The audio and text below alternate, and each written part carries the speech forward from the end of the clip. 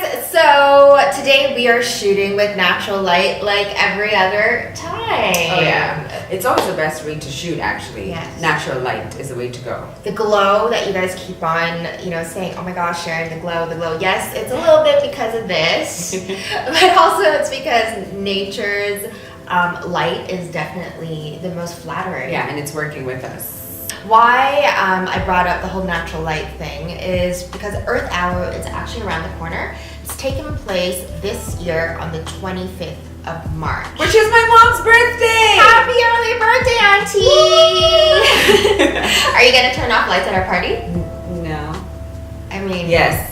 Earth Hour, if you guys had no idea, it started back in 2007. You may remember back then it was Sydney, and they had turned off the lights to their whole, the Opera House and the big bridge. I forget what it's called. Yeah.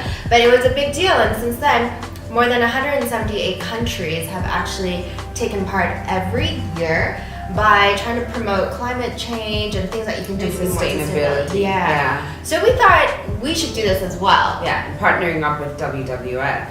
Yes, WWF Kenya specifically, and they raised a really interesting thing that's quite urgent right now. Yeah. The Mara River. Yeah, which is uber important. First of all, we just recently were in the Mara. Was it recently actually? Maybe Well, 6 months ago. 6 months.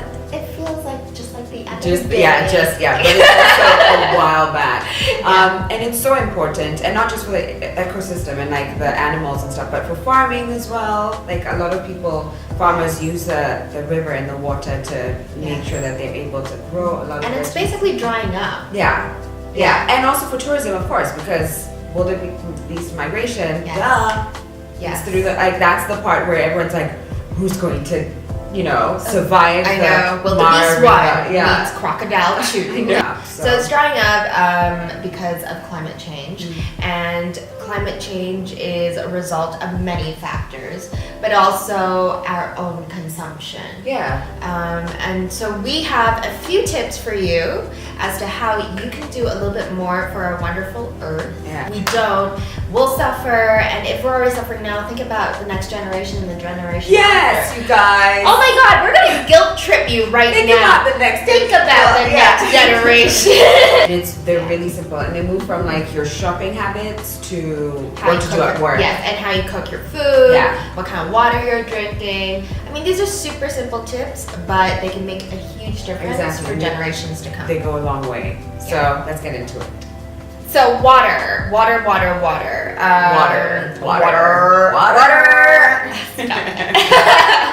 But did you guys know it takes 3 liters of water to produce 1 liter of bottled water?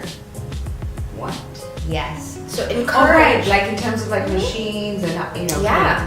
filtering and putting it Okay. together. So there's a lot of water wastage there. Yeah. So if you have decent tap water, please encourage you, your family, your workmates to drink tap water. Buy a filter system and filter out all those impurities, but drink tap water, because otherwise you're wasting a lot of water to produce just 1 liter of bottled water. I did not know. Yeah, so small little things.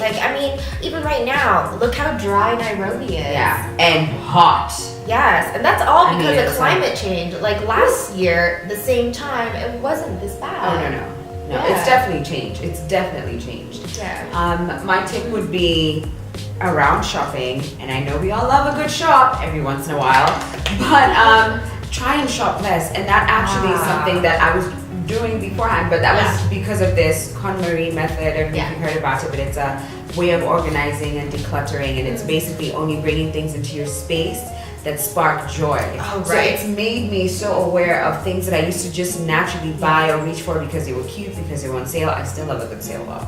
But it's made me more conscious of what it is I'm bringing into my home, just so that it's not just cluttered and we're just Consuming. And consumerism is everything that you don't even realize just how many things you bring into your home that you don't necessarily need. So just take care. Think about how all of much. that packaging, everything that comes Exactly. And also, as you shop, try and make sure that, say you're buying local or you're more aware of what's green that you are purchasing.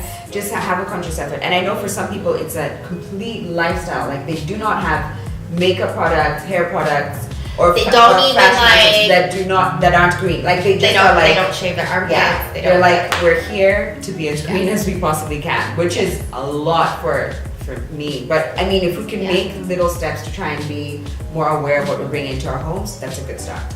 I love that. Conscious living, definitely. Another one is, of course, in the kitchen.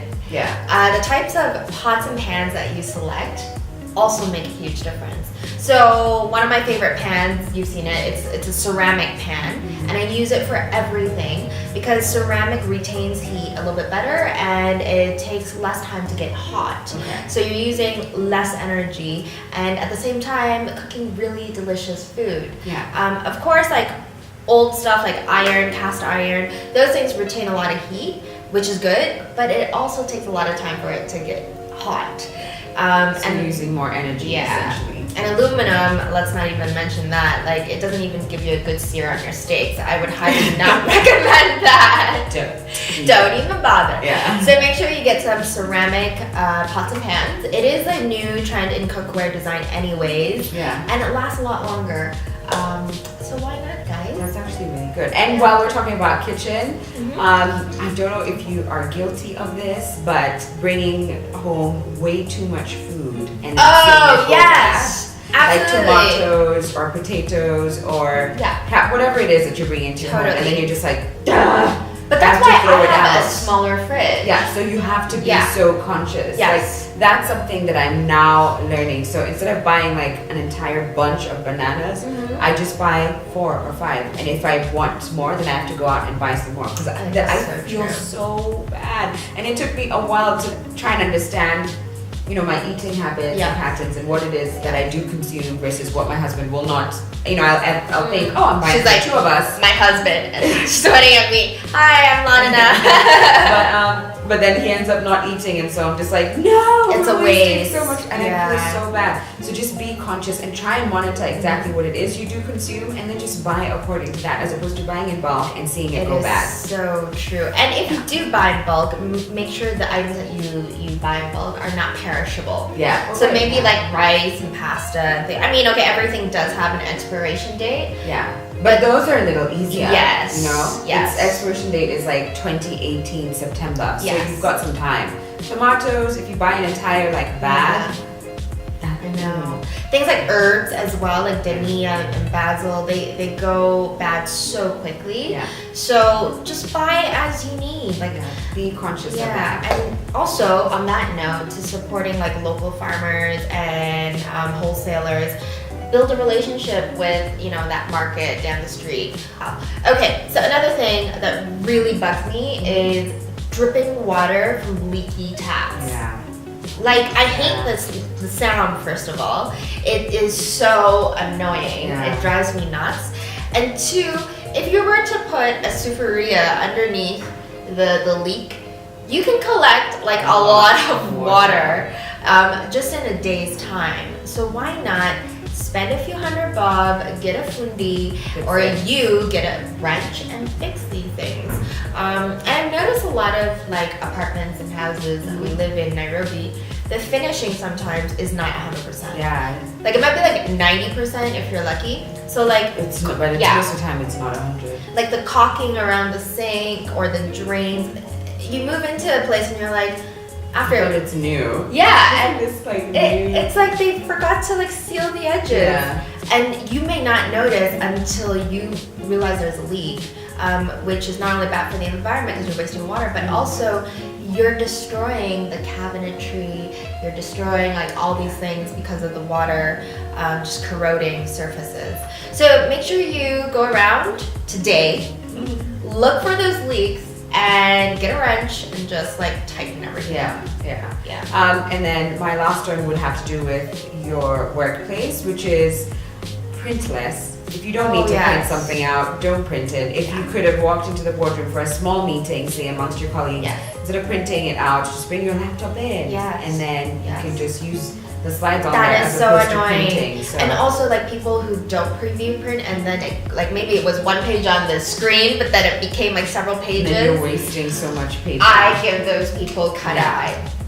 Like, you didn't notice? Like you just used 4 pages to print one thing. Like it's ridiculous. So just print less. If you don't have to, don't print. So those were our tips. Yeah. And I think that we're actually, you know, when I was thinking about what tips we should give, I was really surprised at how like small things that like little things, do. little things that make a big difference. That's so true. Absolutely, and it just they don't take so much time or so much money or so much effort. It's not like we're saying go out, run 5 kilometers, come back, you know, do jumping. We're not like it's not crazy. It's little things that you can do. Just a little small behavioral changes, and that can already do a lot for the planet. And for the future generations that are going to be living on this earth. But a great surprise for you guys. Yes. So, thanks to WWF Kenya, you may have the chance to go see the Mara River with a fully expense-paid trip. That's really massive. I went to the Mara for the first time last year, and I really enjoyed myself. I was with Susan, if you guys remember that. You know, there was the company. It was actually just an amazing time. I really enjoyed myself. Mm-hmm. So I'm just here to tell you, you're gonna love it. It's gonna be an exciting trip, and if you haven't been to the Mara, you'll definitely enjoy it. If you have been there, I'm sure you'll love it. You've been there so many times, and you still are happy to go. Every trip is always unique and always different, and the Mara just has that ability to kind of captivate you. Yeah. So take advantage of this giveaway, this massive giveaway. Subscribe to our channel, 1. 2, comment below and share a tip of how you can conserve energy, water, or resources, how you can help this planet. Yeah. And then 3, we'll let you know who wins. Very soon. I know. Wait to see who's going to be picked as a winner. And make sure to check the description box below, because then we will share more details.